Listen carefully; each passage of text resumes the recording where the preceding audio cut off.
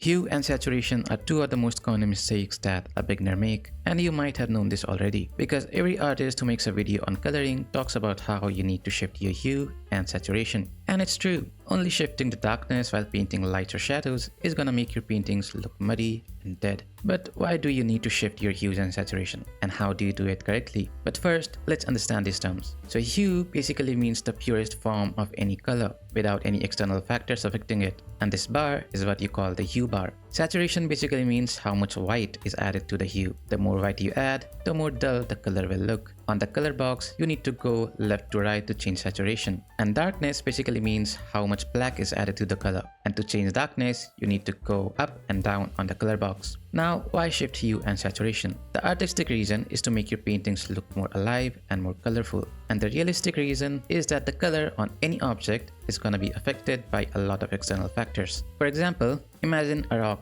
sitting on a grassy field under an open blue sky during a sunrise. At that time of day, the sunlight has a warm yellow tint to it, so any planes of the rock that are facing the sun won't just become lighter, their color will also shift slightly towards yellow. And the saturation will depend on two factors, the saturation of the light and the saturation of the object. If the color of the object is more saturated than the light, then the light side will desaturate and vice versa. Now I am pushing the colors a bit here. I am making the light more saturated than it normally will be, just to give the idea of warm morning light. Now think about the shadows. The ground is covered in grass, and that same warm sunlight is hitting it. As a result, the grass will bounce the light back up into the rock's shadows. And the mostly white sunlight after hitting the grass is gonna absorb some of the greens in it. And the color of the bounced light is gonna be a desaturated greenish color. The planes even slightly facing the ground will be lit by this bounce light, and the hue will shift slightly towards that color. At the same time, the open blue sky acts as another light source. Any planes of the rock that are angled upwards towards the sky